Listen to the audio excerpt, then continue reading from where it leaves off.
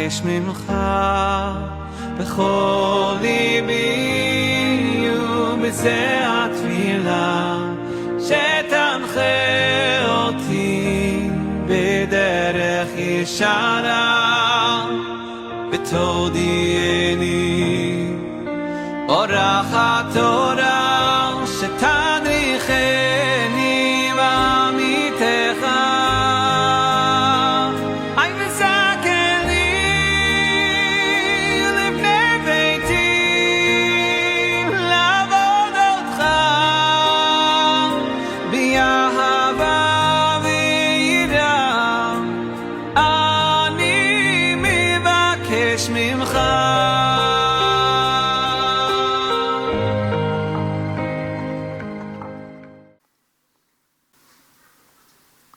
Pessoal, bom dia. Que bom que vocês começaram a aderir mais à escola bíblica. Isso traz uma segurança maior espiritual para a igreja. Quando as pessoas começam a valorizar o ensino da Bíblia, que é o mais importante, né? Isso gera cristãos fortes, resistentes, né? Amém, legal.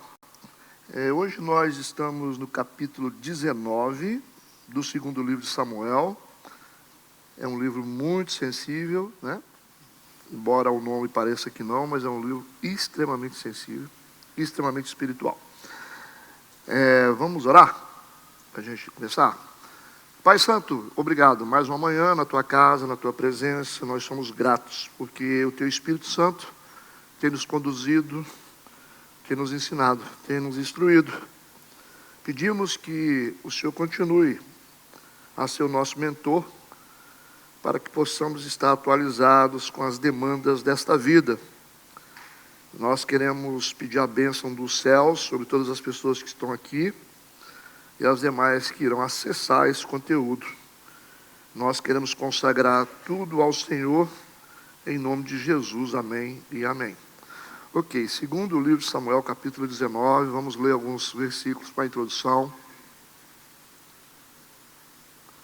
Amém, vamos lá. E disseram a Joabe, eis que o rei anda chorando e lastima-se por Absalão. Então a vitória se tornou naquele mesmo dia em tristeza por todo o povo, porque naquele mesmo dia o povo ouvira dizer, muito triste está o rei por causa do seu filho. Naquele mesmo dia o povo entrou às furtadelas na cidade, como faz quando envergonhado foge da peleja. Estava, pois, o rei com o rosto coberto. O rei gritava a alta voz, meu filho Absalão, Absalão, meu filho, meu filho. Então entrou Joabe na casa do rei e disse, hoje envergonhaste o rosto de todos os teus servos que livraram hoje a tua vida, e a vida dos teus filhos, de tuas filhas, e a vida de tuas mulheres, e a vida de tuas concubinas. Amando tu aos teus inimigos e odiando aos teus amigos, porque hoje dás a entender que nada vale para contigo príncipes e servos. Porque entendo hoje que se Absalão vivesse, e todos nós hoje fôssemos mortos, estaria bem contente.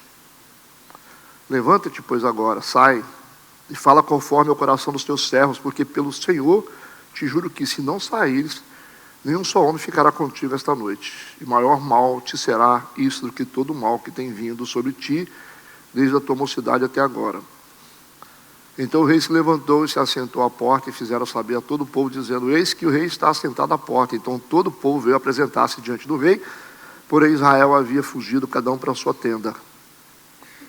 E todo o povo em todas as tribos de Israel andava porfiando entre si, dizendo, o rei nos tirou das mãos de nossos inimigos, e ele nos livrou das mãos dos filisteus, e agora fugiu da terra por causa de Absalão. E Absalão, a quem ungimos sobre nós, já morreu na peleja. Agora, pois, por que vos calais e não fazeis voltar ao rei? Então o rei Davi mandou dizer a Zadok e a Abiatar sacerdote, falai aos anciãos de Judá, dizendo, por que seríeis vós os últimos em tornar a trazer o rei para a sua casa? Porque as palavras de todo Israel chegaram ao rei até a sua casa. Ok, tá bom até aí. Vamos lembrar que o capítulo 18 da semana passada terminou com Davi devastado emocionalmente e com as seguintes palavras na boca: meu filho Absalão, Absalão, quem me dera que eu morrera por ti, Absalão, meu filho. Então foram com essas palavras que o Davi terminou o capítulo anterior, ok? Triste, abatido, desolado, emocionalmente afetado. Por causa da morte de Absalão, vocês sabem qual é o contexto. Quem não sabe, estude o capítulo 18. Agora, 2 Samuel capítulo 19, hoje, mostra o que acontece depois. Quando a dor íntima do pai começa a afetar a nação. Começa a afetar a nação, começa a afetar o exército, começa a afetar a própria autoridade do Davi. Entendam isso, a dor íntima de um pai, que é o Davi, vai começar a afetar a nação, vai afetar o exército e a autoridade do rei. Esse capítulo ele ensina muito para as lideranças, né?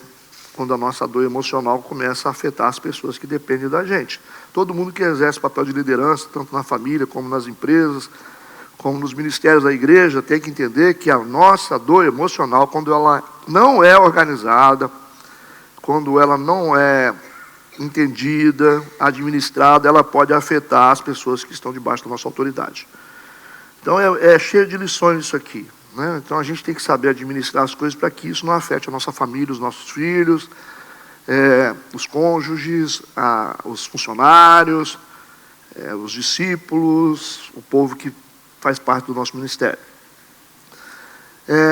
O capítulo 19, ele é um capítulo de transição, né? É de transição porque ele vai falar do luto do Davi, ele começa falando sobre isso, do coração partido dele, para uma responsabilidade, né? Ou seja, para um governo restaurado. Luto, coração partido, e ao mesmo tempo, no final, vocês vão ver a responsabilidade assumida e o governo dele vai ser restaurado. Por isso que é uma lição muito interessante para nós hoje, é bem profundo. Então começamos com o versículo 1 que diz: e disseram a Joabe, chegou a notícia para o Joabe, eis que o rei anda chorando. Chegou a notícia para o Joabe, o rei está chorando direto, e lastima-se por Absalão. O que deveria ser um momento festivo para o povo, porque afinal venceram os inimigos, ou o homem que queria matar o rei foi morto, o que deveria ser alegria, festa, se tornou um momento tenebroso para a vida do Davi. A vitória militar virou um luto. Por quê? Porque o rei está consumido pela perda. Está triste. Como que é complicado isso, né? Quando a gente consegue superar, vencer algo que está nos matando, mas a gente não consegue se livrar do luto. Interessante isso, né? Quando você consegue se livrar da cachaça, mas por fim você conseguiu, mas você fica com saudade do boteco, né? Das amizades que você tinha, né? Das mentiras que você contava lá. É mais ou menos isso que o Davi está passando, ele não consegue assimilar a realidade dos fatos. Mas isso é normal, né? Normal. Quando Deus quebra alguma coisa dentro da gente, precisa ser quebrada para salvar a gente, né? Ou seja, aquele tumor que estava agarrado, que finalmente você conseguiu, que alguém extraísse de você, tirasse da sua vida aquela doença, mas você fica com saudade daquele peso, né? Que você carregava. Ser humano, né? Vamos para o versículo 2, então. Então a vitória se tornou naquele mesmo dia em tristeza por todo o povo, porque naquele mesmo dia o povo ouvira dizer: muito triste está o rei por causa do seu filho. A vitória perdeu o significado, porque o povo se sente culpado por ter vencido. Os soldados estão se sentindo culpados porque eles venceram o mal que estava contra Davi. Quer dizer, você fazendo bem, daqui a pouco você se sente culpado, né? É estranho. Versículo 3. E naquele mesmo dia o povo entrou às furtadelas na cidade. Como é que é? É como se você tivesse furtado, está com vergonha. Ou seja, os soldados, eles vão entrar com vergonha na cidade. Como faz quando envergonhado foge da peleja. Como eles entram na cidade, não como heróis, mas como covardes. Com vergonha, de cabeça baixa. Eles entram como derrotados, não como vencedores. O clima de vergonha para eles. fizeram o bem, mas estão passando por vergonha. Né? O sentimento não é de triunfo. Né? A reação do Davi, vocês estão entendendo que conseguiu inverter o significado da batalha. Puxa, lutamos por isso. Nós vencemos isso. Nós restabelecemos o que Deus queria. O Davi, com o emocional dele, ele conseguiu inverter o significado disso. Presta atenção nesses detalhes, nessa construção que a gente está tentando fazer aqui. Às vezes nós temos dificuldade em reconhecer quando algo está nos fazendo mal. A gente tem dificuldade de reconhecer quando alguma coisa está nos matando. Entende? Versículo 4. Estava, pois, o rei com o rosto coberto, e o rei gritava a alta voz: meu filho Absalão, Absalão, meu filho, meu filho. Rosto coberto, expressão de luto. O grito em alta voz, descontrole emocional. Não é? Dando um piti. Seria. Uma vez eu fui num velório de alguém um pastor que tinha perdido a mãe. Depois eu edito, tá? Essa eu edito. Mas estou com vontade de deixar. Ele tinha perdido a mãe já estava bem idosa, né? E as pessoas idosas, elas tendem a ficar mais vulneráveis à chegada da morte, ou não?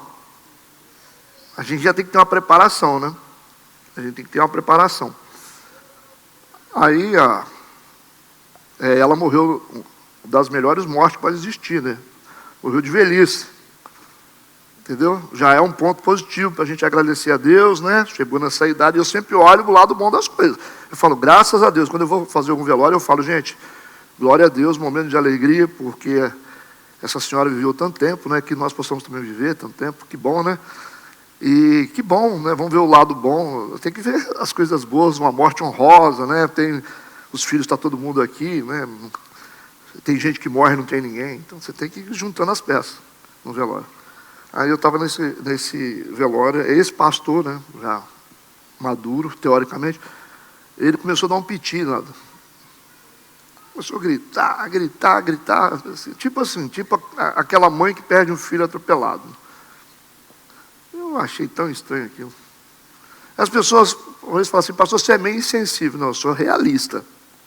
Não sou insensível, eu sou realista. Eu trabalho com dados, eu não trabalho com filosofia, teoria. Não tem muito sentido, né? O que é que você vai passar para as pessoas que estão ao seu redor, os fiéis? Como que você está ensinando para os seus discípulos a lidar com a dor?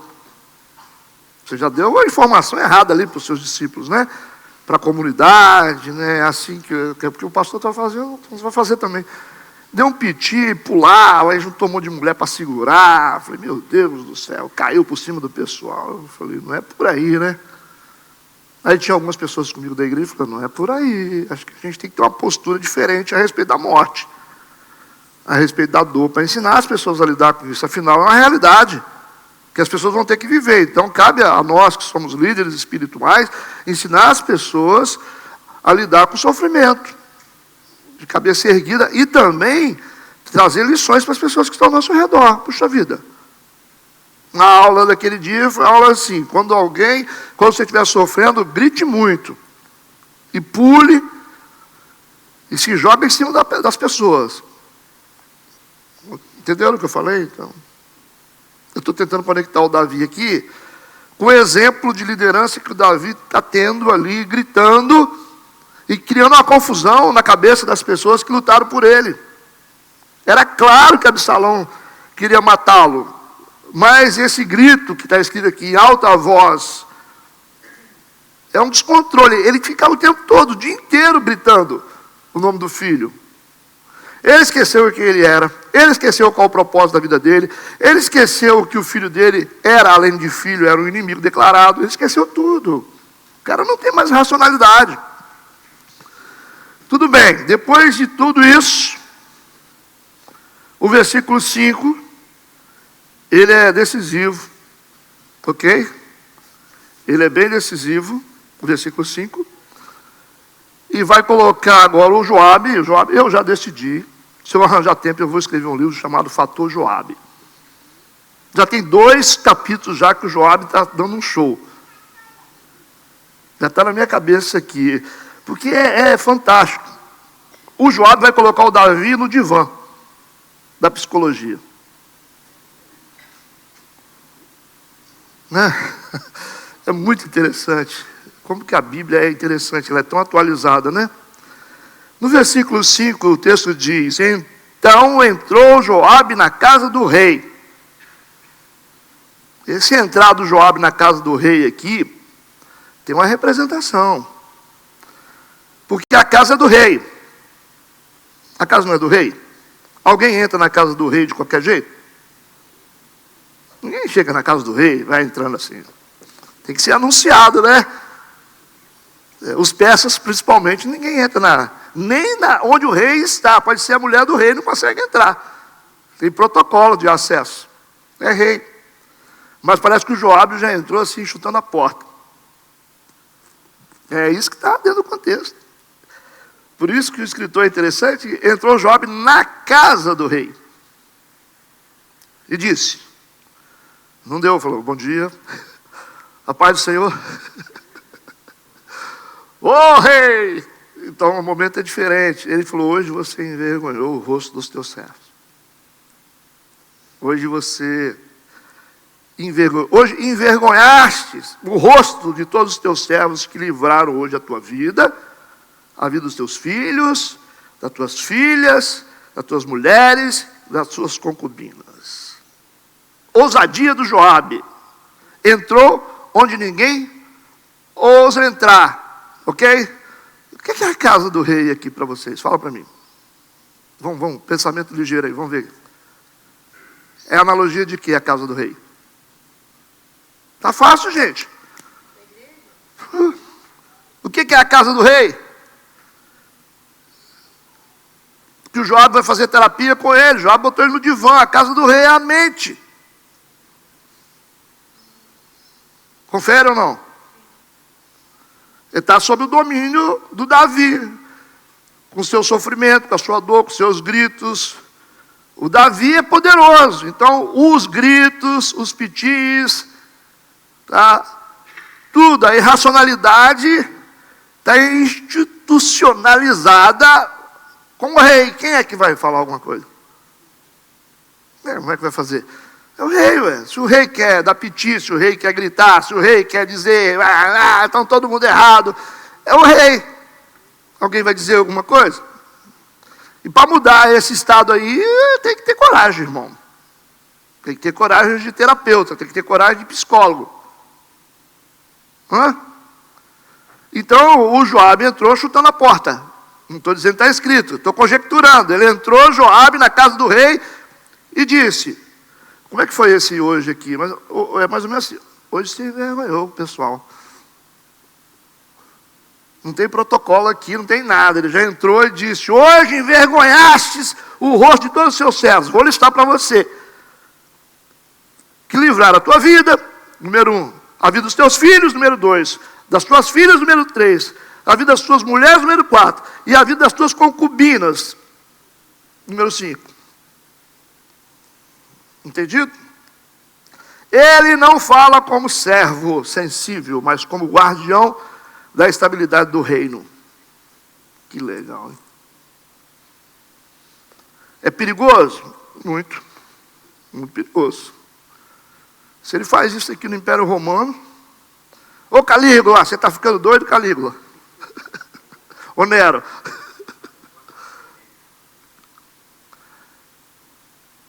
Então, psicologicamente falando, entrou Joabe na casa do rei. A gente pode definir isso como uma invasão terapêutica. É uma invasão. Porque se deixar por conta da pessoa, ela não vai aceitar. Porque a pessoa que não está bem emocionalmente, ela está assim, toda blindada. Está blindado, como é que você vai fazer? Gente, isso é claro. É uma invasão terapêutica necessária, porque se você ficar esperando portinha aberta para você ajudar uma pessoa que está cheia de problema emocional, assim, está cheia de conflito emocional, está maluquete, você não vai conseguir. Porque a irracionalidade fechou as portas, entenderam ou não? Olha, isso é tão complexo que quem não se propõe a entender fica com sono. É igual um filme que você vai assistir bem complicado, mas é bacana, entendeu? Se você sentir sintoma de sono é porque você não está prestando atenção em nada, você não está entendendo o filme. Só isso já vai fazer sua mente processar para você acordar. Olha só. O Joabe fez uma invasão terapêutica necessária. Quando é que isso se faz necessário? Uma invasão terapêutica, quando você tem que chutar a porta da mente da pessoa. A situação está aqui. A pessoa perdeu a noção do impacto social. Ela perdeu a noção. Você está pensando o quê? Você está achando que é só você que vai, a sua decisão vai afetar só você? Pô, tem muita gente envolvida. Então aqui é o seguinte, o Davi perdeu a noção do impacto social que ele está causando no reino todo. Segundo, a pessoa, ela está emocionalmente isolada, porque o Davi está isolado dentro do palácio. Terceiro, a pessoa corre o risco de tomar decisões autodestrutivas. E que podem se desdobrar para não só pessoal, como coletiva. A decisão que Davi tomar aqui nesse estado pode destruir a vida dele e pode destruir a vida das pessoas. Não é verdade? Você está ficando doido, Davi? Ele falou assim, rapaz, você está envergonhando a gente, porque você perdeu o senso, é isso que ele está fazendo. Ele entrou assim, né? Tem hora que você tem que dar um sacode na pessoa. Acorda, rapaz, daqui a pouco você vai perder sua família. Daqui a pouco você vai perder seu ministério. Entenderam porque a invasão terapêutica aqui é necessária, né? Vamos lá. E ele vai continuar, vamos continuar vendo. Ó, ele disse o seguinte, hoje você envergonhou. Hoje envergonhaste o rosto de todos os teus servos. Todos os seus servos. Aí dá a impressão que a acusação aqui é uma acusação moral, né? Mas não é. Não é como se você estivesse chamando a pessoa, sei lá, desestabilizando ela moralmente. Você é um sem vergonha. Hoje você envergonhou. Não é isso. Não é uma acusação moral, mas o Joabe está tentando fazer o quê? Ele está tentando restaurar a consciência social do Davi. Entendeu? Então, a tentativa do Joabe aqui é de restaurar a consciência social do Davi. Davi, você tem responsabilidades. Está entendendo? Não dá para você fazer coisas e ficar só você sofrendo. Se fosse só você sofrendo, seria diferente, né? Mas você é o Davi, você é o rei, você tem uma promessa, o povo depende de você. Então, olha que fantástica a visão do Joabe. E a coragem dele, né? De se comprometer como um bom terapeuta, né? A consciência social. Que às vezes a gente perde, porque a gente acha que a gente está vivendo um problema que é só a gente. Mas vai afetar todo mundo que está ao redor. A gente pode dizer que ele está combatendo o egocentrismo, né? Como se ele tinha o egoconcentramento, né? Poderia criar essa palavra, não existe, né? Se digitar, o egocentramento, né? Está centrado no próprio ego dele, a dor dele, está dizendo assim, é só você, né? Meu luto, é minha dor, meu sofrimento. Então, o combate do Joabe aqui esse ego centralizado dele, em si mesmo, está sendo combatido. Tudo bem? Sigamos. A gente vai dar essa desacelerada porque eu preciso explicar esses detalhes, tá? E ele continua dizendo o seguinte no versículo. Você envergonhou, né, todo o povo, os que livraram hoje a tua vida.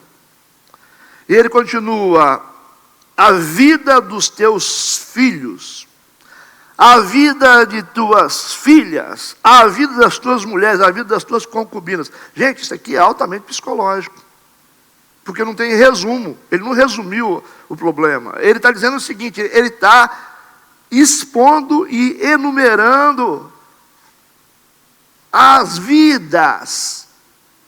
Ele está dando um número para o Davi, que foram as vidas que foram salvas pelos soldados que mataram Absalão.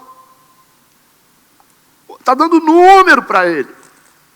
Isso é estratégico, está dizendo, não salvou só você, sua família, seus filhos, ele foi numerando. Isso dentro de uma mente que está assim, definhando, é muito importante. Ele está tendo uma consciência aqui. Por que ele está fazendo isso? Por que o Jó está fazendo isso? Ele está enumerando aqui. Porque o Davi está em colapso emocional. Tá. Ele está em colapso. Por isso que ele está enumerando. Porque a pessoa que está em colapso emocional, geralmente ela desvaloriza o presente. Ela não consegue enxergar nada do que está acontecendo. Ela ignora o que foi preservado. Ela só pensa naquilo que foi perdido. Não é verdade? Quando a pessoa não está bem emocionalmente, ela não valoriza o que ela está vivendo. Ela só pensa no que foi perdido, não pensa no que ficou e foi preservado. E ela foca exclusivamente no que foi perdido. Não é assim?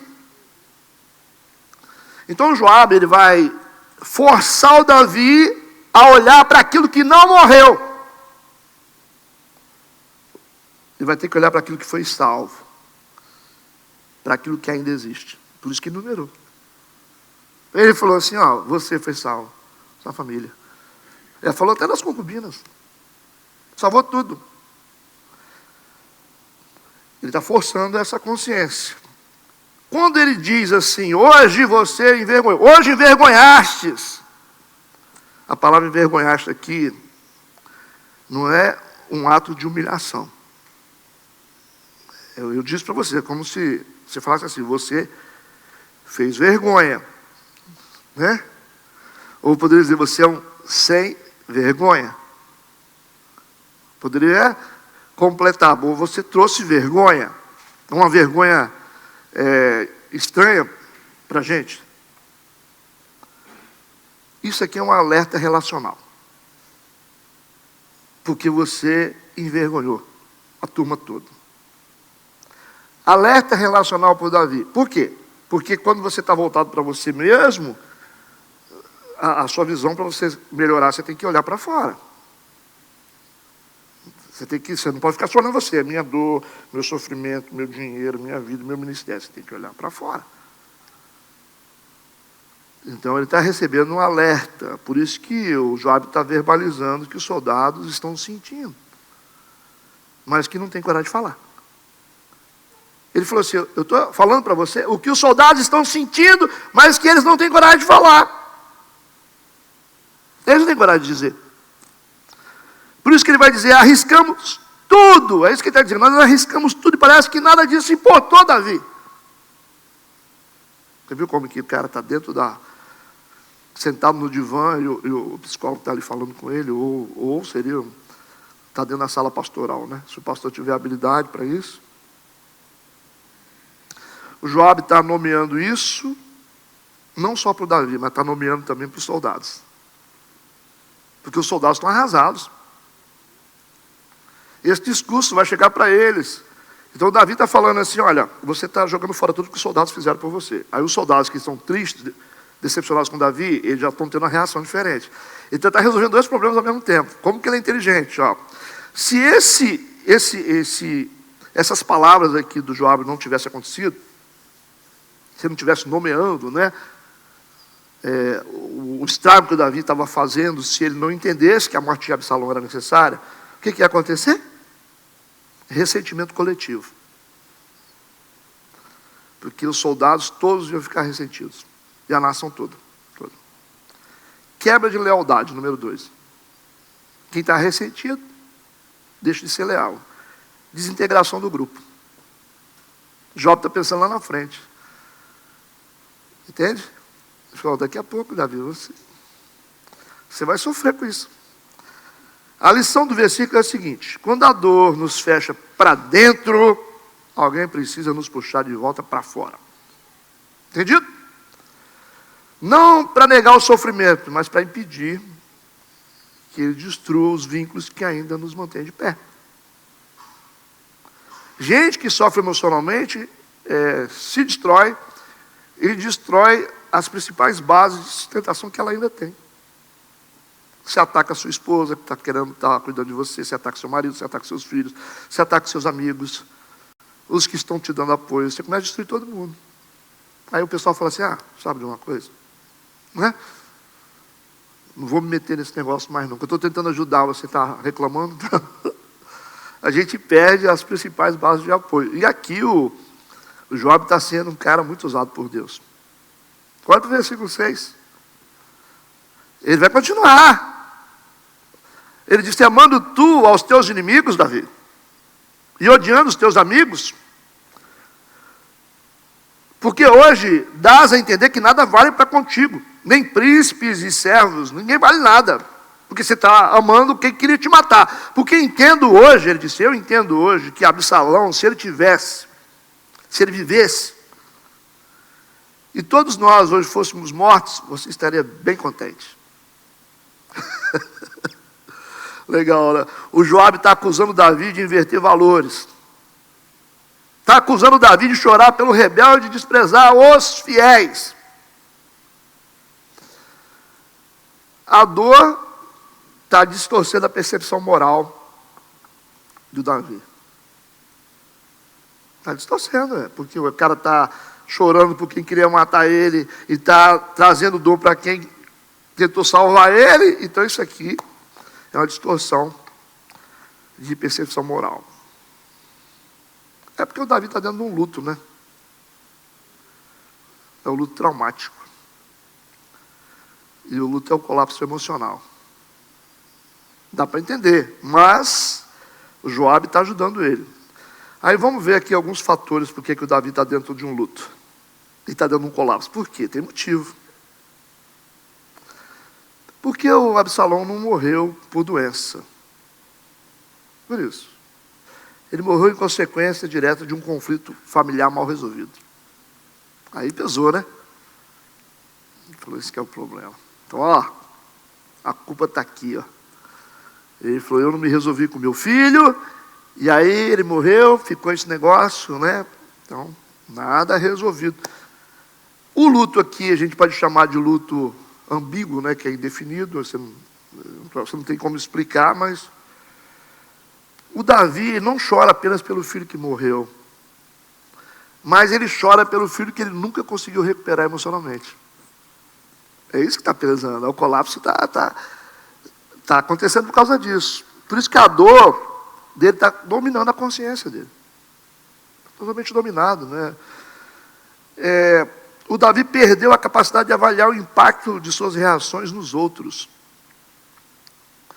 Agora vamos ver o significado que Joabe está fazendo com ele. Olha o significado que o Joabe está fazendo e falando. O Joabe disse, amastes os que te aborrecem. Você amou quem está te perseguindo, quem queria te matar. Vínculo emocional distorcido. É isso mesmo, né? A pessoa, às vezes, você está vinculada a gente que só te faz mal. É interessante isso, né? Igual você está apegado ao marido que te bate. Nossa, legal. A pessoa que está te roubando. É interessante isso aqui. Porque o coração dele está apegado no filho.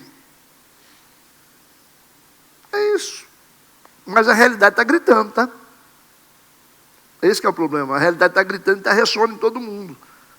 Ele está apegado no filho que queria matar ele, mas a realidade está dizendo para ele, está todo mundo aqui chateado, o pessoal está todo mundo triste, soldados estão desanimados, a realidade do lado está gritando. E o cara está dentro de um colapso emocional, ele não está percebendo. Ele disse, aborrecestes os que te amam. Outra frase dele. Cegueira emocional. Induzida pelo quê? Pela dor. Cegueira emocional. O Joabe não está dizendo assim, Davi, você está odiando os seus soldados. Não está falando isso, não. Ele está apontando uma cegueira emocional. Porque ele está focado na perda, gente. Então Jó está dizendo, você está aborrecendo quem ama você está maltratando quem ama você está cego emocionalmente, por isso você está focado na perda. Porque a dor está ocupando o espaço total da mente dele. E quando isso acontece, a pessoa não percebe mais apoio, não reconhece o sacrifício dos outros e não consegue validar quem esteve presente. É tenso. Agora, vamos olhar para aquilo que o Jó vai dizer para ele. Olha que interessante. Continua as palavras do psicólogo, psicanalista Joabe. Se Absalão vivesse, todos nós fôssemos mortos, então bem te pareceria. O que é que ele fez aqui? Ele criou uma coisa chamada hipérbole. É um exagero, né? Mas é estratégico. Não é exagero você falar assim, se todo mundo morrer, você estava feliz, né? Olha o choque que dá na mente da pessoa, né? Seria melhor você perder seus filhos, morresse, do que isso aí que você está defendendo, né? Então, é interessante como que ele cria para poder confrontar. Ele está apelando com pressão. Porque ele está dando dele um choque verbal, gente. Palavras, choque verbal para tentar consertar o estado emocional do Davi. E pode ter certeza, quando você traz a pessoa para a realidade dessa forma aqui, ela começa a olhar assim. Eu acho que é interessante o sacrifício de uma pessoa para tentar tirar a outra do buraco, né?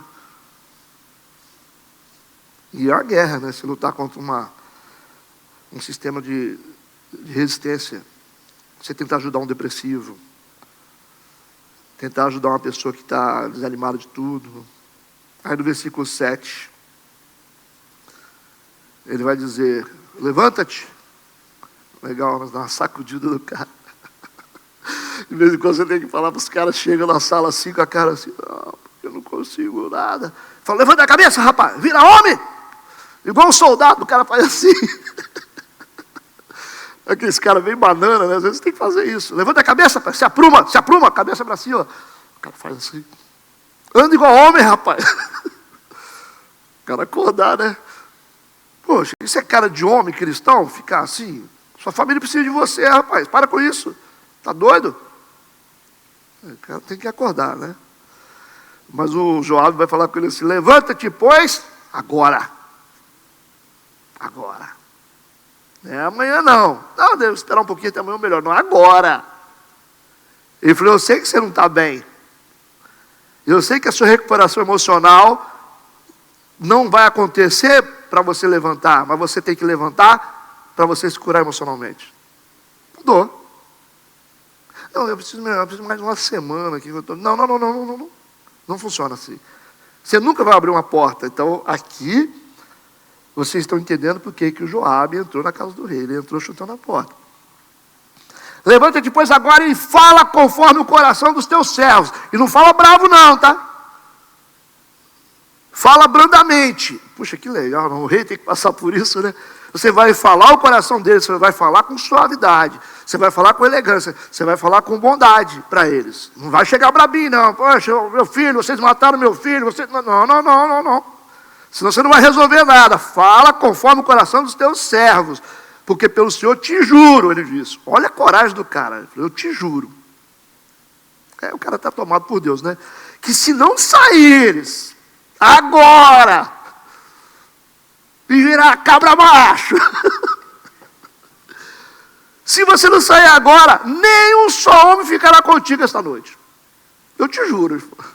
Eu tenho certeza, porque eu sei o que está acontecendo. Você não sabe, mas eu sei, ele falou. Olha o texto aí. E se você não sair agora, ninguém vai ficar contigo, e mal a mal te será visto do que todo mal que tem vindo sobre ti desde a tua mocidade até agora. Se você acha que você já passou alguma coisa ruim na sua vida, você vai experimentar um agora que você nunca passou. Isso aí, o cara fica doido, né? Então, se você acha que você sabe o que é dor, você vai ver o que é a dor de gente que te ama quando ela decide não mais andar com você. Quando os seus amigos de verdade te deixar. Quando as suas bases de apoio te deixar também. Você vai ver o que é. Enquanto os inimigos estão deixando, você vai ver. Legal. Porque o Davi está num estado de inibição, né? Ele está parado. Comportamento estático, né? Por causa da dor, o cara fica assim. Ele sente, mas ele não consegue abrir, gente. Ele não consegue agir. O Davi sente que ele tem que fazer isso, mas não consegue. Ele sofre, mas ele não consegue responder ao ambiente. Então você precisa de alguém para entrar no negócio com coragem, para falar. Entenderam isso?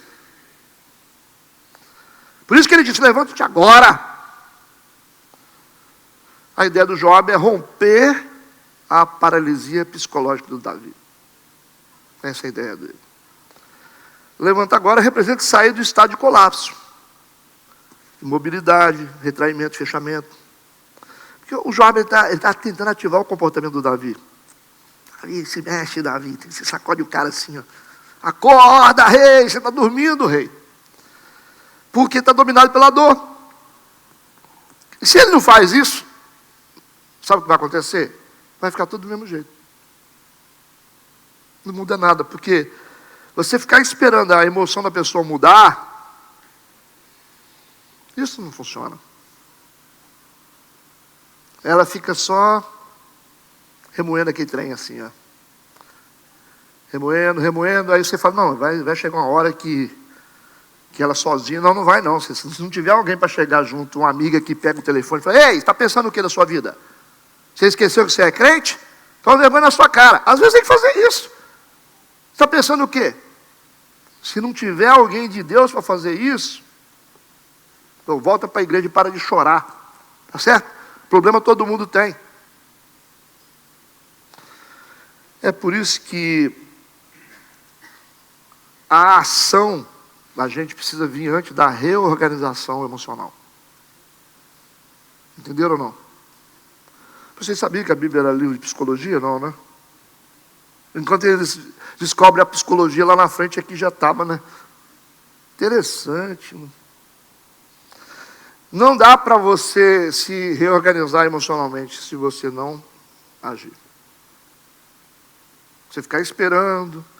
Eu não estou fazendo nada no ministério porque eu não estou muito bem. E assim minha cabeça não está. Não vai. Não vai. Você vai ficar lá assim, desse mundinho seu invólucro.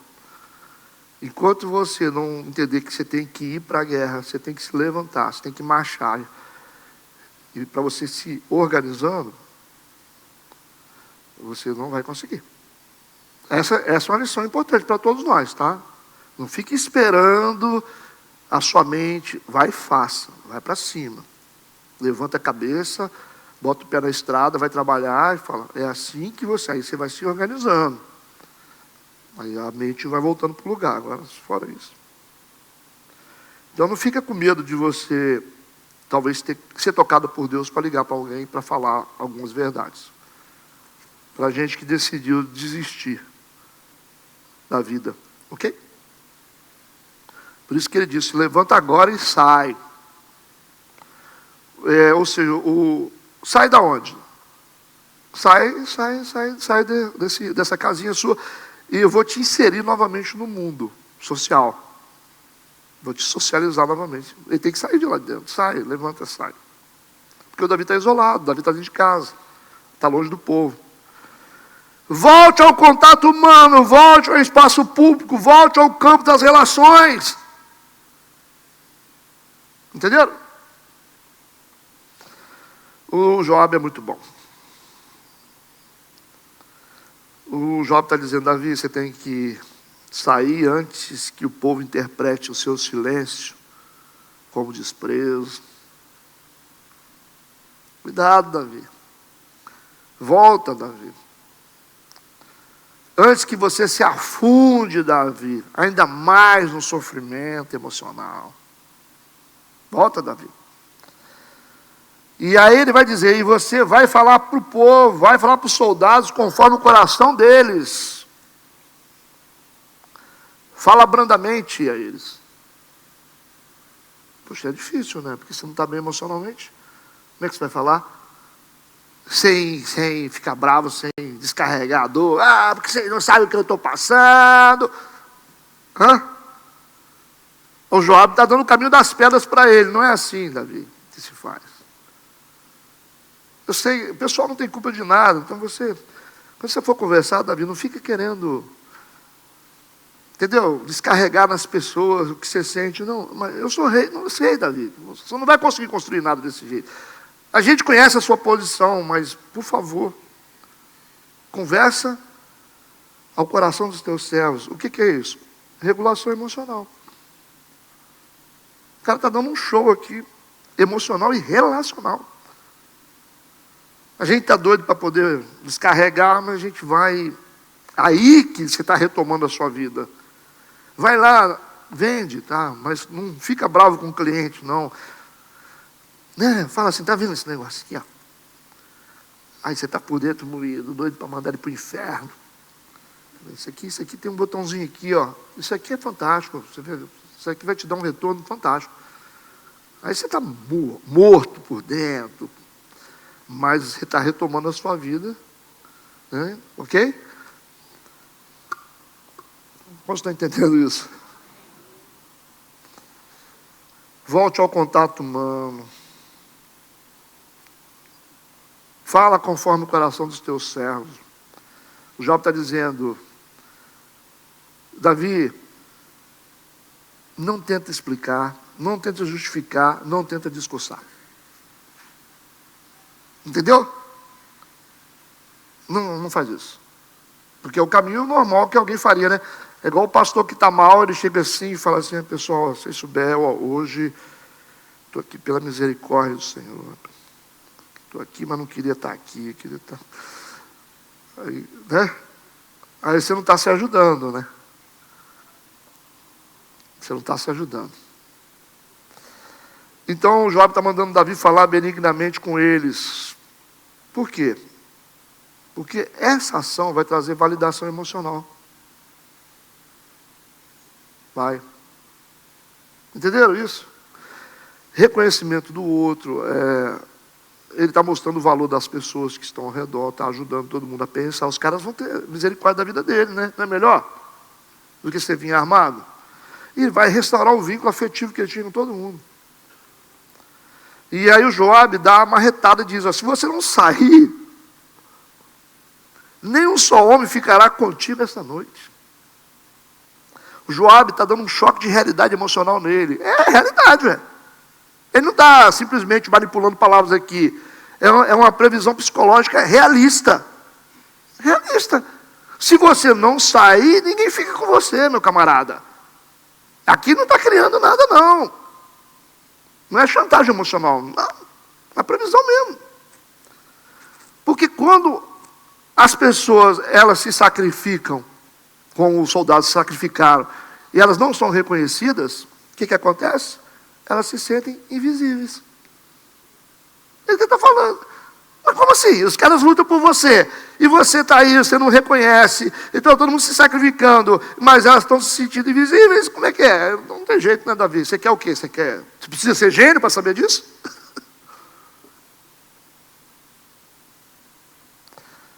E ele vai dizer o seguinte, ó, a frase dele no final, e maior mal te será isso do que o mal que tem vindo sobre ti desde a tua mocidade até agora. Foi o que eu disse. O Jobe está revelando aqui uma realidade para ele sobre a hierarquia da dor. Ele falou assim, dor é assim, dói, dói, dói, dói, dói. Se você acha que você sofreu durante a sua vida, você vai descobrir mais uma dor que você nunca sentiu na sua vida. Ele falou, você não sabe, você não conhece a hierarquia do sofrimento. Então, cuidado com as suas ações. Por quê? Porque o Davi já tinha passado por perseguição. Está na Bíblia, traição, guerra. Ele virou um exilado, passou fome, medo da morte. Tudo isso Davi passou. Você já passou muita coisa ruim, Davi? Você até escreveu o Salmo. Se você souber o que significa perder vínculo com quem ama a gente de verdade, ouça isso. Se você souber o que significa perder vínculo com quem realmente ama a gente de verdade, é a pior coisa que uma pessoa pode perder ou pode passar na vida. Não consegue aquilatar isso, né? Se você acha que o inimigo te perseguir, gente falar mal de você, gente que não te conhece, mas quando pessoas que te amam de verdade decidem não estar mais vinculadas a você, aí você vai sentir o peso. Você vai ver o que significa ser amado por alguém e não dar valor, e depois as pessoas se afastarem. Você vai ficar assim, poxa, será que me ama mesmo? O que está acontecendo, né? Cadê aquele amor que eu não valorizei? Gente, cadê aquele amor? Por que eu não, né? Aí você vai ficar atrás desse amor. Aí você vai ver o que é sofrimento emocional. Você vai ver o que é o inferno na vida de uma pessoa, quando ela sentiu a segurança do amor, e depois ela não tem mais. Porque dificilmente alguém ama alguém, né? É difícil, né? Amor é um negócio também fora de moda, né? Não é difícil? Amor de verdade? Amar uma pessoa, poxa vida.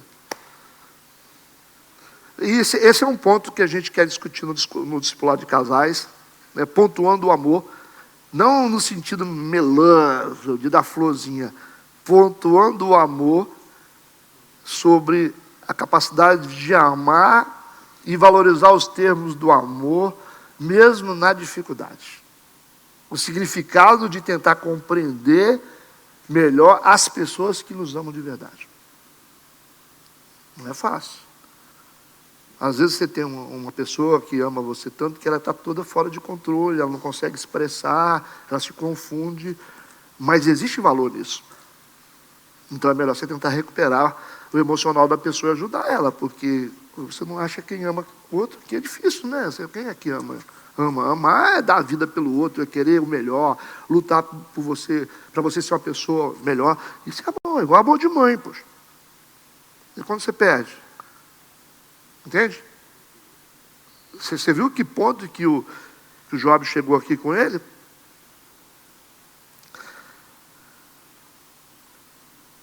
Aí fica uma liçãozinha aqui. Há momentos em que não nos levantamos porque a dor passou,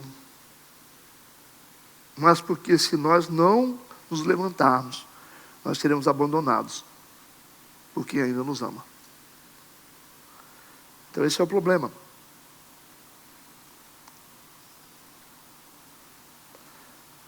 Esses textos aqui, eu tive que focar nessa conversa do Job, que para mim é mais importante, esses textos vão nos ensinar algumas coisas profundas. Só para me fechar essa sessão aqui, partir para o versículo 8. Amar alguém não significa negar a realidade do que essa pessoa se tornou. A gente sabe que o Davi ama o filho, mas ele tem que entender o que esse filho se tornou. Não quer dizer que você não ama. Pô, te amo, mas você acabou em nada, né? Você, infelizmente, você meteu o pé pelas mãos. Então, não significa. Então, é um aprendizado. Dor não tratada pode distorcer valores, percepções e relações. Terceiro, luto sem gerenciamento gera injustiça. Gera injustiça. Você começa a maltratar um monte de gente que não merece. As dores que precisam ser acolhidas. Sim. Sentir dor, a gente tem que respeitar a dor de todo mundo. Mas elas precisam ser organizadas. Não quer dizer que você não tem direito de sentir dor. Ah, mas você é insensível. Não, não é isso. Você tem direito de sentir dor, mas você precisa se organizar nisso. Porque senão a dor vai governar suas decisões, palavras e atitudes. Esse é o problema. Que as pessoas não entendem. Às vezes você está falando, gente, eu sei que você está sofrendo, mas vamos devagar aí. Né? Porque você está sofrendo, você tem direito de ficar falando o que você quer. Por isso que a gente tem que se organizar na nossa dor. Tudo bem? Eu dei uma desacelerada para poder explicar melhor esses versículos, porque a fala do Joab para mim foi muito interessante. Tudo bem? Sigamos? Alguém quer falar alguma coisa? Fala. Pode falar. Elisângela com o microfone, porque senão não fica gravado.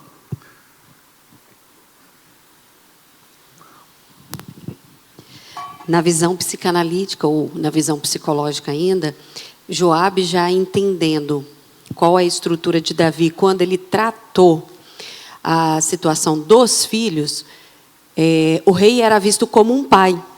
Então, as pessoas que lutaram a favor da vida, da honra do Davi, eles entendiam-se como um filho de Davi.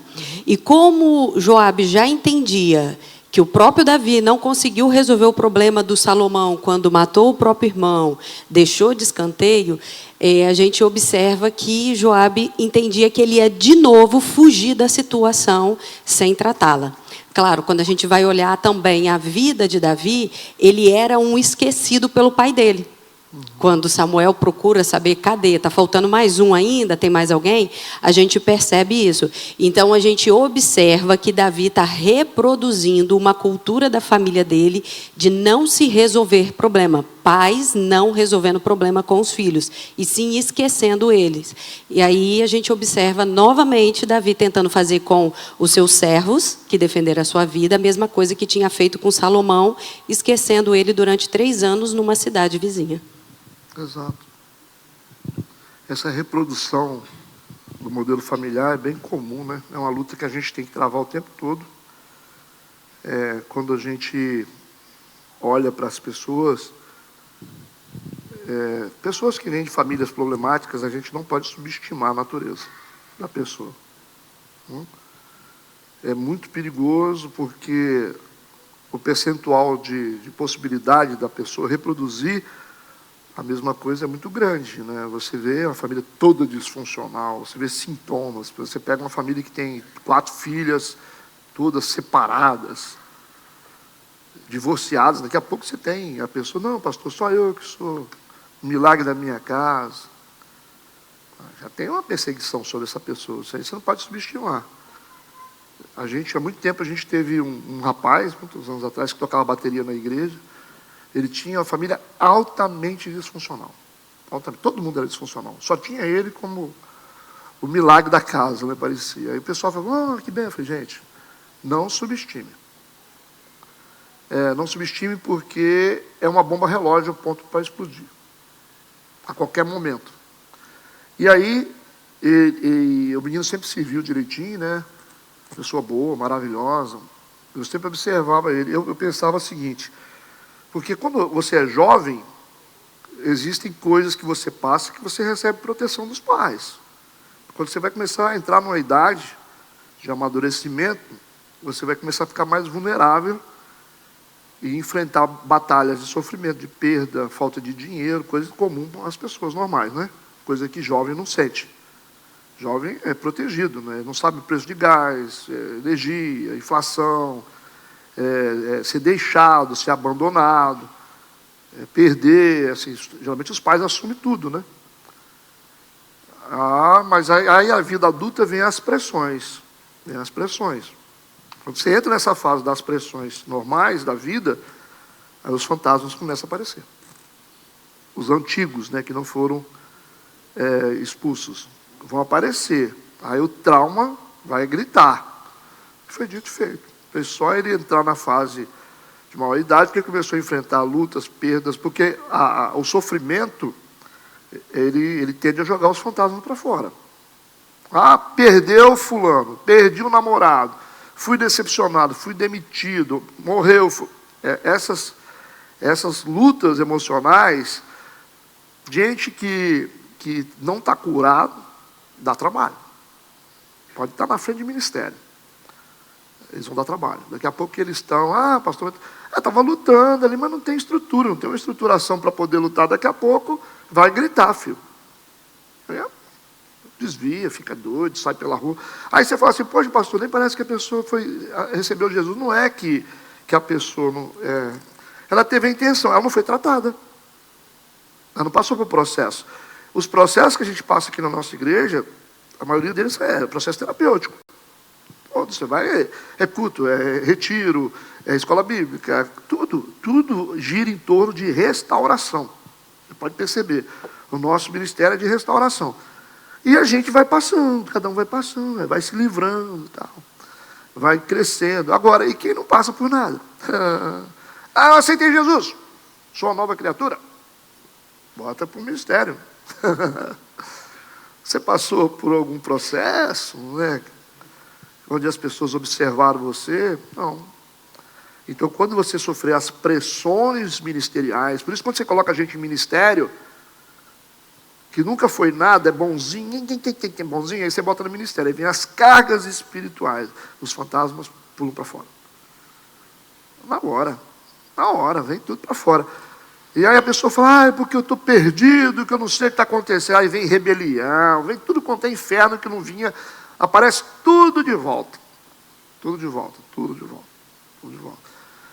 Alguns ministérios, algumas igrejas, denominações preferem formar pastores a partir de famílias funcionais, né? Você tem um histórico familiar bonito ali, de gente que foi bem criado, com um casal bem criado. Então, as igrejas, tem igrejas que preferem confiar lideranças, né, nessas pessoas que tiveram histórico funcional. Se tiver uma família legal, que está ali, está casado há 30 e tantos anos, o pessoal vivendo bem, não tem problemas, e esse menino, essa menina, sempre você vê estudando, tirando boas notas, aí você joga o cara numa formação teológica. Só que esse povo não infere no mundo espiritual, esse é um problema. Eles não têm coragem para isso, nem experiência. Né? Você vê quem infere no mundo espiritual e provoca transformação nas pessoas, são pessoas que sofreram, são os malucos.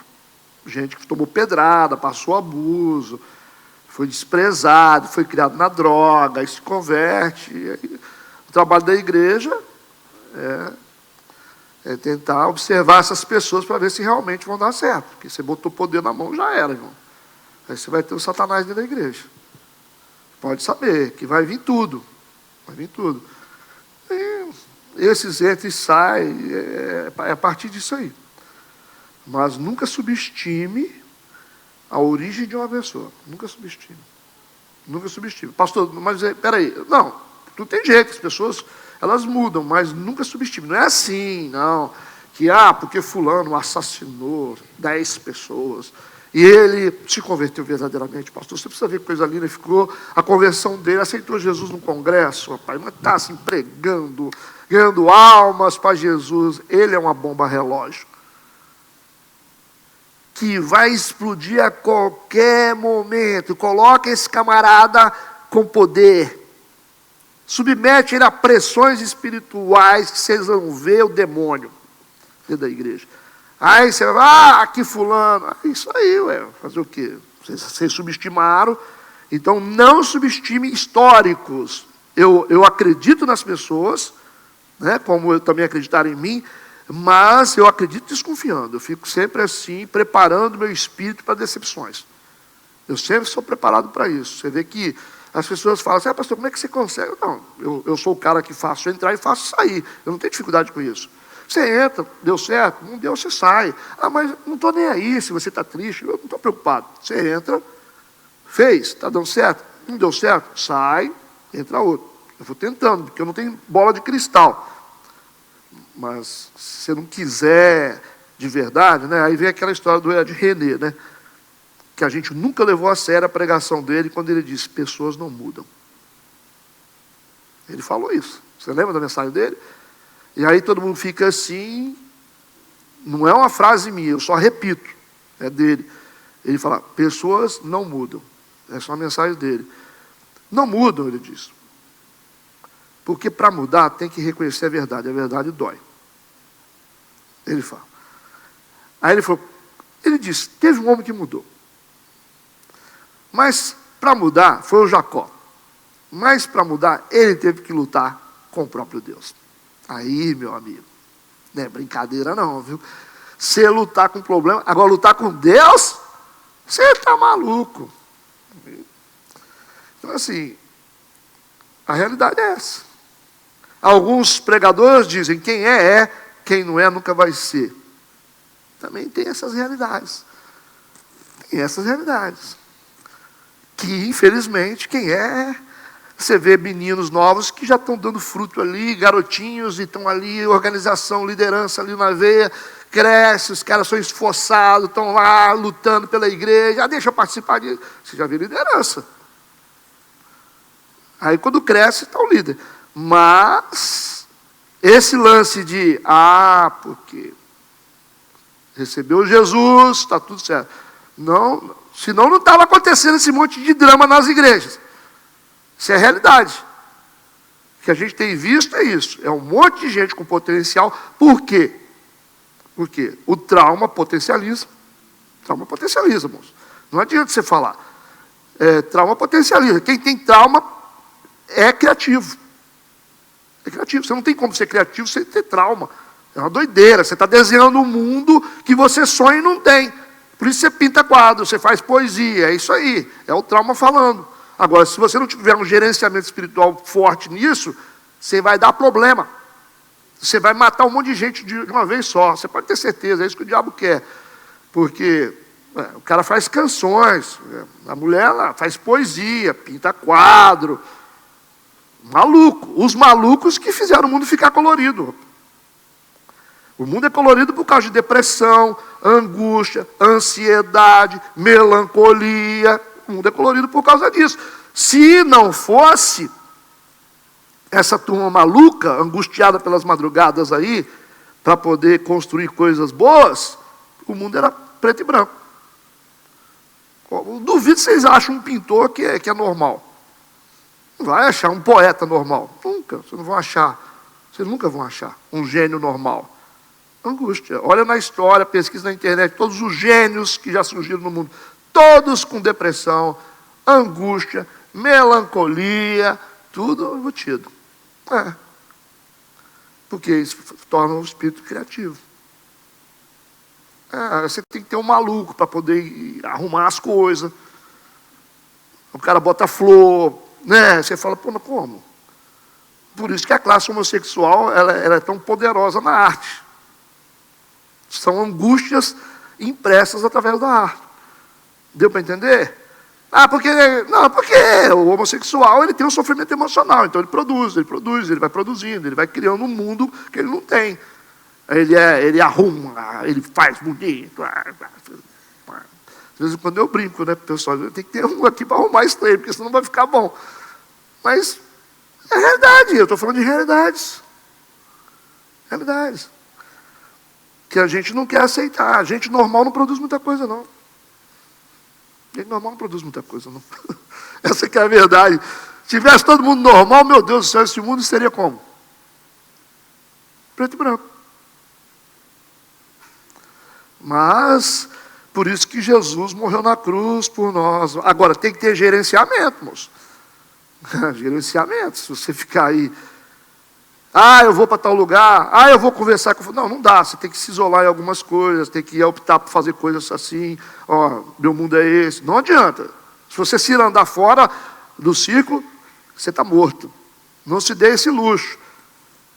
Você pega o ex-alcoólatra, você bota num contexto espiritual, ele está ali, ele vai produzir 1000 coisas. Agora, se ele quiser dar uma voltinha no bar de novo, acabou, ele volta a estaca zero. Você tem que manter dentro de um contexto social. Por isso que mudança, às vezes emocional, requer mudança geográfica. Você tem que tirar a pessoa do lugar e botar em outra cidade, botar em outra casa, senão você não cura uma pessoa dependente, às vezes, se você não mudar o ambiente dela. Isso aí a ciência explica. Alguém quer comentar? Posso continuar? Tudo bem? Vocês tenham paciência, tá? Rapidinho, só uma observação, que é interessante que o Joabe ele faz a representação do próprio Espírito Santo. E eu lembro muito da Jaque, né, Jaque? Você falando quando o Espírito Santo fala com você, chega daquele sacudão assim, né? Eu falo, Jaque... Levanta, dá um jeito, tá morto demais. E quando o senhor falava de Joabe, eu lembrei exatamente da Jaque falando isso. E às vezes a gente está com um caos interno tão grande, porque na verdade o Espírito Santo está em nós. Então, quando nós não conseguimos ouvir o Espírito Santo em nós, Deus ele sempre vai usar pessoas, né? Então, ele vai usar uma pessoa de fora para falar conosco aquilo que ele não está conseguindo falar diretamente conosco, né? Por isso que a gente, quando pede alguma coisa a Deus, a gente tem que ficar observando o que acontece.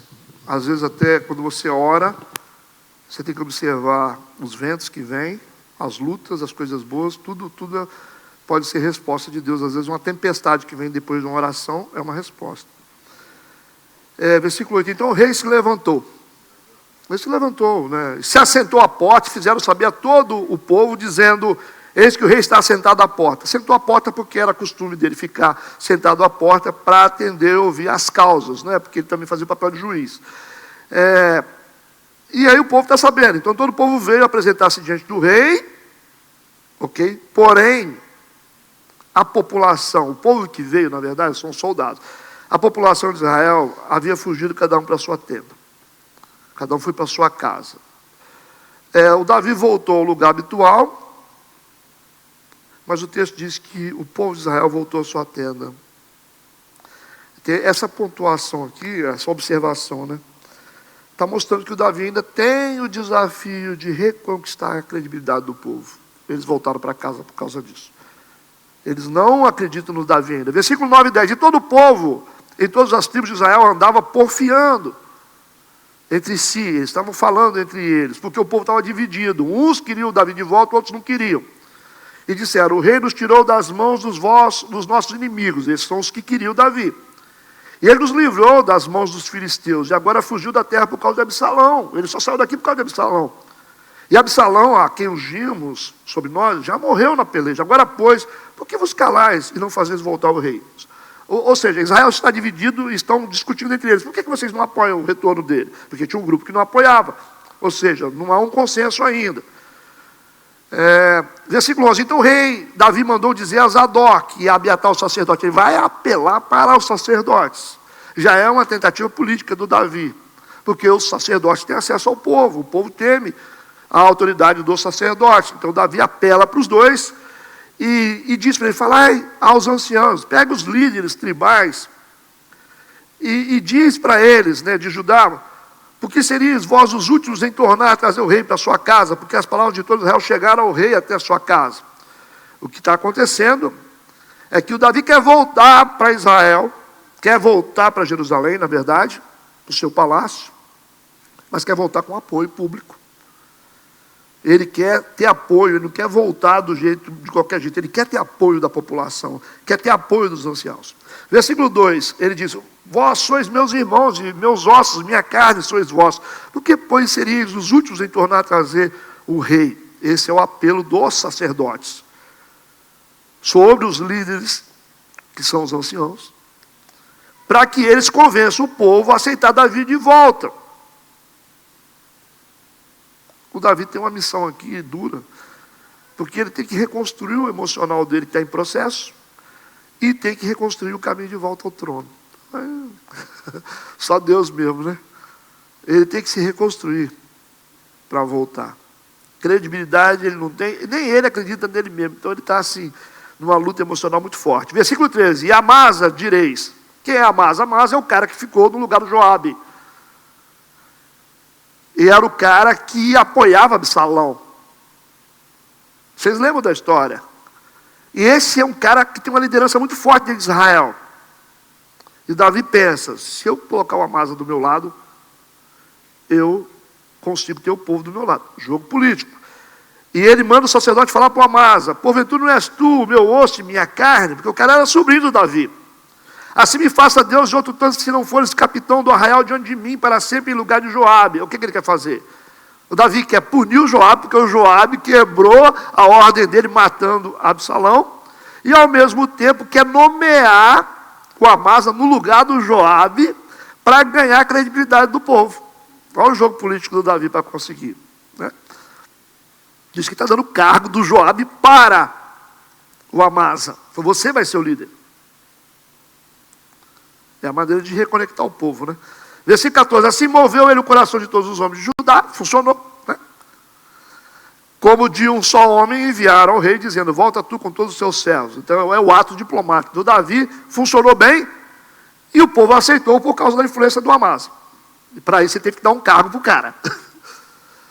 Versículo 15. Então o rei voltou e chegou até o Jordão, que é uma fronteira, e Judá veio a Gilgal para ir encontrar-se com o rei ao outro lado do Jordão. Ele está retornando para o palácio. Versículo 16, 17. Apressou-se Simei, esse Simei aqui não é fácil, filho de Gera, benjamita. Vocês lembram que esse Simei amaldiçoou Davi, jogou pedra no Davi quando o Davi estava fugindo do palácio, mas depois, quando ele percebeu que o Davi poderia retornar ao palácio, ele faz uma política, falou: Davi, eu estou do seu lado, me perdoa. Davi se aquietou. Apressou Simei, filho de Gera, benjamita, que era de Baurim, desceu com os homens de Judá e encontrasse com o rei Davi. Vai receber, né, o rei, né? E com ele 1000 homens de Benjamim. Isso é bom, porque Benjamim, a tribo de Benjamim é a tribo do Saul. Se os benjamitas estão se reconciliando com Davi, significa que aquela trama, aquele problema que tinha com a família de Saul também está sendo resolvido. É um tempo de reconciliação.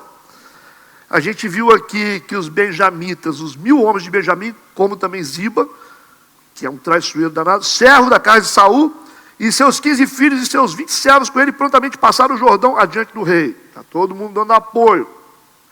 Aqui, o Davi está conseguindo restaurar relacionamentos, que é importante.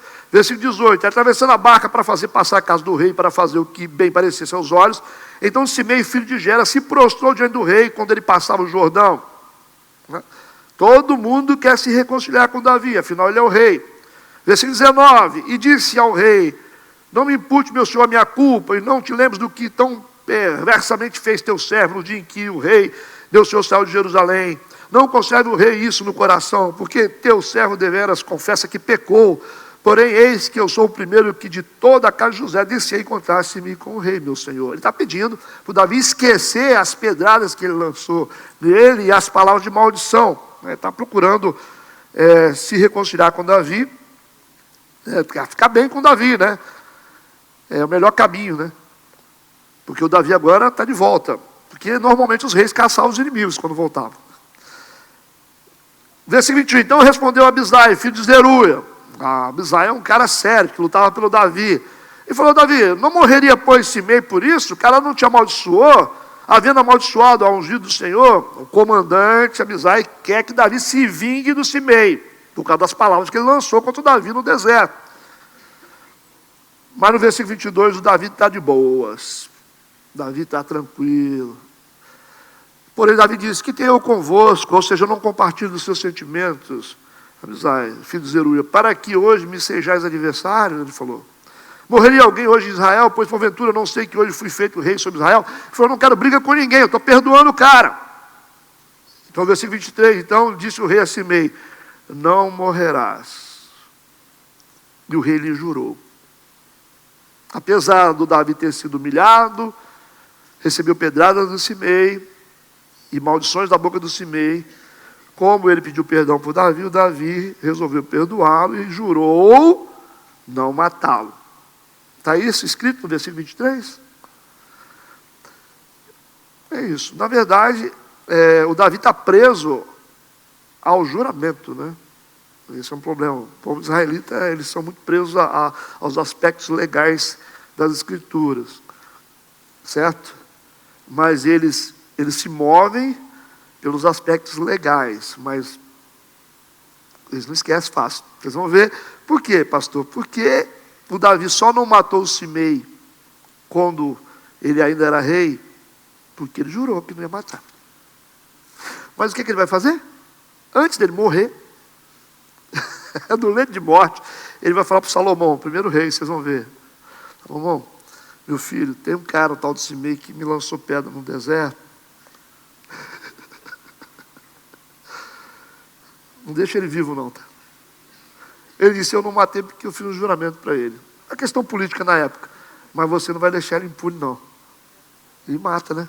Salomão, a primeira coisa que o Salomão vai fazer é isso. O Davi se encarrega de, antes de morrer, citar todos os inimigos dele, vocês vão ver em 1 Reis, e o Salomão sai catando todo mundo.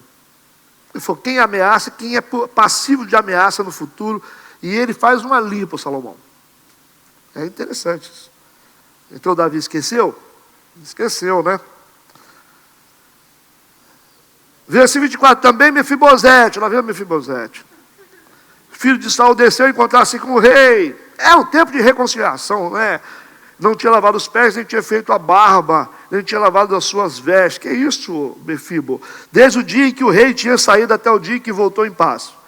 Olha, o Mefibosete foi acusado aqui, né, pelo Ziba, de que ele estava tramando assumir o poder do pai dele novamente. Essa conversa chegou para o Davi. E aqui aparece Mefibosete, acusado, né, pelo Ziba de ter pactuado com a causa do Absalão. Mas o Mefibosete vai negar. Eu não falei isso, não. Versículo 25 e 26. Sucedeu que vindo ele a Jerusalém, encontrasse com o rei, disse-lhe o rei: por que não foste comigo? Você não saiu junto comigo, Mefibosete? Disse ele: ó rei, meu senhor, meu servo me enganou, o Ziba. Porque o teu servo dizia: albardarei o jumento e nele montarei e irei com o rei, pois o teu servo é coxo. Ele falou: como é que eu podia ir atrás de você, se eu não consigo andar?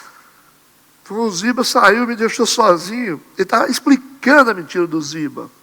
E o Davi, por uma questão política, vai ficar assim: ninguém que eu acredito, no Ziba ou no Mefibosete. Versículo 27 e 28, demais disso, falsamente acusou a teu servo diante do rei, meu senhor, porém o rei, meu senhor, é como um anjo de Deus. Faze, pois, o que parecer bem aos teus olhos. Aqui o Mefibosete está demonstrando que ele é verdadeiro. Ele diz: porque toda a casa do meu pai não era senão de homens dignos de morte diante do rei, meu senhor. Você podia ter me matado, mas contudo puseste o teu servo entre os que comem a tua mesa. E que mais direito tenho eu de clamar ao rei? Ele falou: por que eu vou me levantar contra você? Você já me perdoou. Aqui ele já colocou a interrogação na cabeça do Davi. Ele está justificando a inocência dele. No versículo 29, disse-lhe o rei: porque ainda mais falas desse negócio? Ou seja, não precisa você ficar dando explicações, Mefibosete. Já disse eu, tu e Ziba, vocês vão repartir as terras. Ele vai dar aqui uma solução política. O Ziba está dizendo que está do meu lado, você também, então reparte as terras.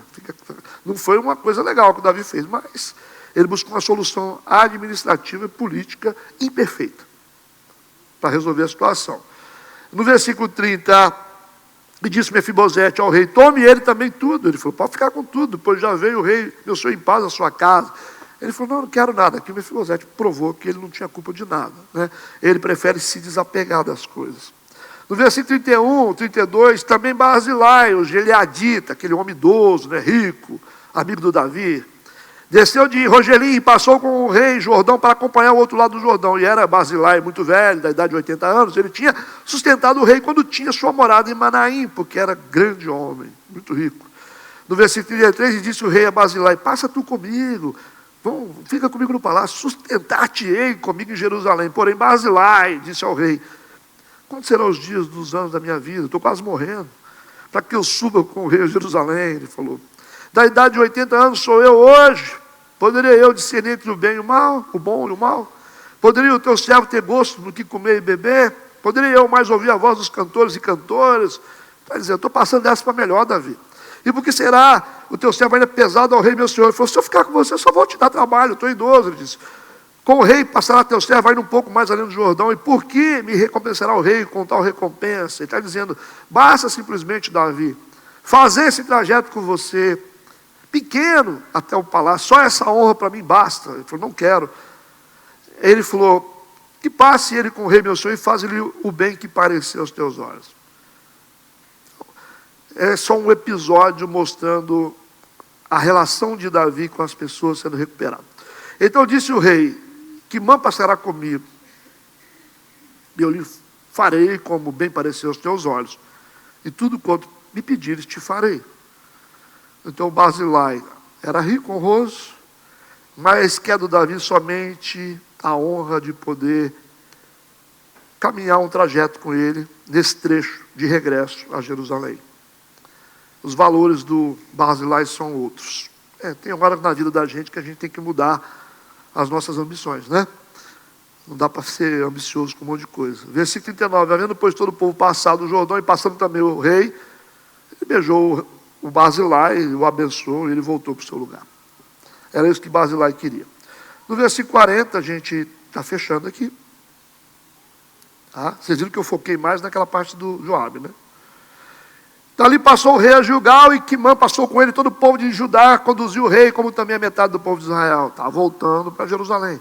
E eis que todos os homens de Israel vieram ao rei, e disseram ao rei: por que te furtaram nossos irmãos, os homens de Judá, e conduziram o rei e a sua casa da além do Jordão e todos os homens de Davi com eles.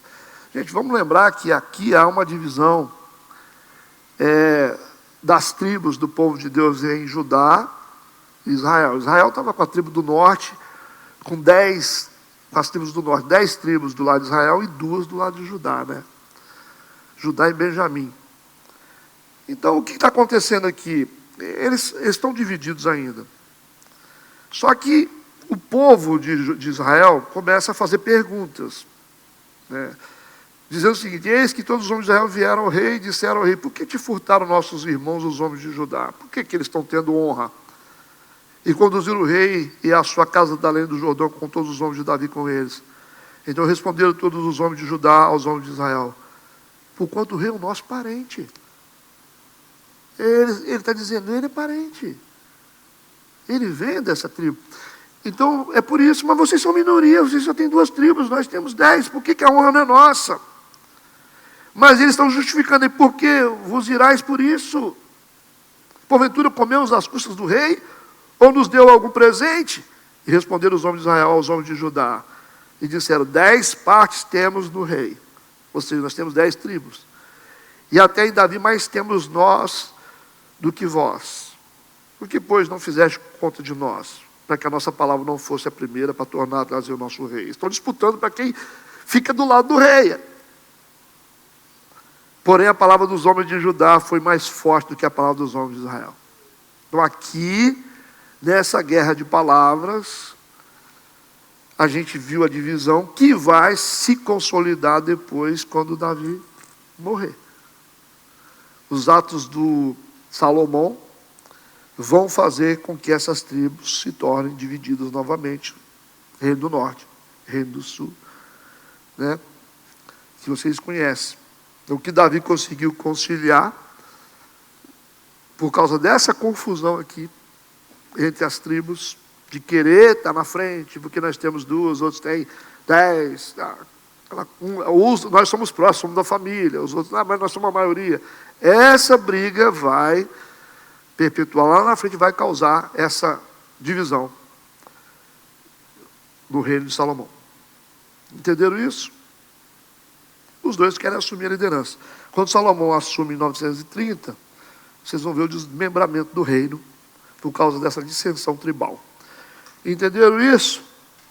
Nós terminamos hoje. Desculpa aí se foi muito conteúdo para tão pouco tempo, mas eu achei muito importante a gente falar um pouco sobre isso. Quer comentar alguma coisa, Jaque?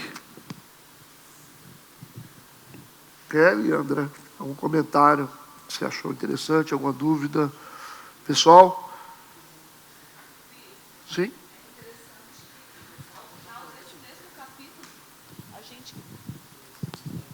Ao final desse mesmo capítulo, a gente consegue observar o quão mais equilibrado o Davi já está.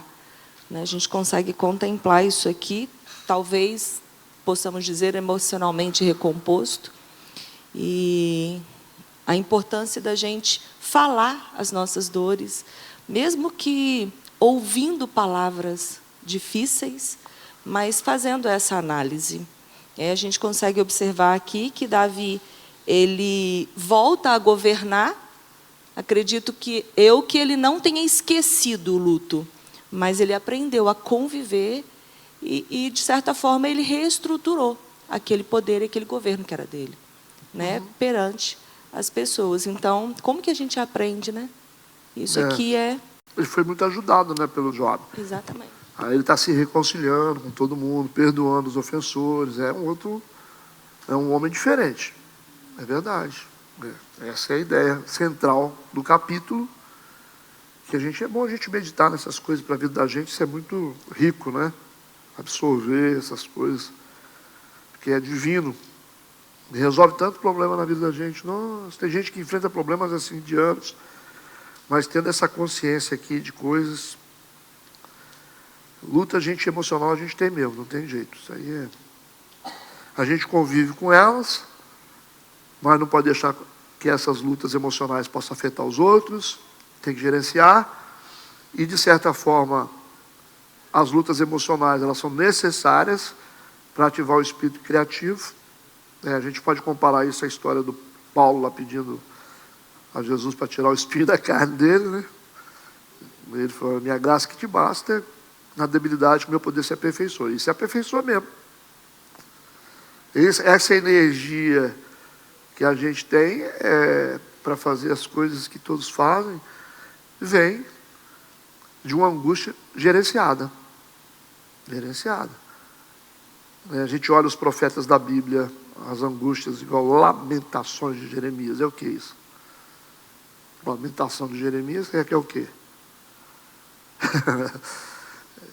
É complicado, né? Então, como é que faz? O cara está lá sofrendo, uma doideira, né? E gerenciando, Paulo mesmo, ele começa a história dele respirando ameaças de morte contra os discípulos do Senhor. Não é assim? Respirava ameaças de morte, era assassino. É isso que a Bíblia está dizendo. Respirava vontade de matar e assassinar. Mas com a experiência que ele teve com Jesus, ele usou essa energia de assassino para poder salvar. Era só energia canalizada de forma errada. Então, você pode usar a sua angústia para poder fazer mal, ou você pode usar a sua angústia para criar. Para ajudar as pessoas a serem melhores. Você pode usar a sua coragem para matar, como Paulo pode usar a coragem para salvar.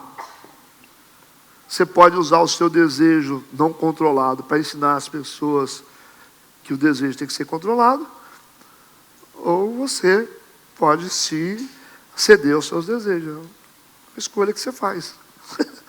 A escolha, a vida é assim, é sempre uma escolha. Agora a energia está aqui dentro, tem jeito, igual o diabo. O diabo recebeu poder, Lúcifer tem poder. Antes usava o poder para o bem, agora usa o poder para o mal. O poder continua lá. Não está sem poder, continua tendo poder, né? Poder de anjo, mas está fazendo mal. Antes era usado o poder de forma certa. Tudo na vida é uma escolha que a gente faz. Agora não pense que você vai ficar, que eu vou ficar livre, né? Não é nada, a gente gerencia. Gerencia até a volta de Jesus Cristo. Isso. Eu falo a verdade com você. Eu tenho as minhas angústias e cheguei à conclusão que eu quero ficar com elas. Porque senão eu não vou ser quem eu sou. E coisa pior na vida é ser normal. Horrível. Gente normal é ruim demais. Vamos lá, oremos. Pai Santo, querido, no nome de Jesus, nós entregamos a nossa vida nas Tuas mãos. Obrigado por essa manhã e pedimos que o dia seja uma bênção. Que tenhamos um culto sobrenatural esta noite, onde poderemos contemplar a grandeza do Senhor. Nós te agradecemos. Amém e amém.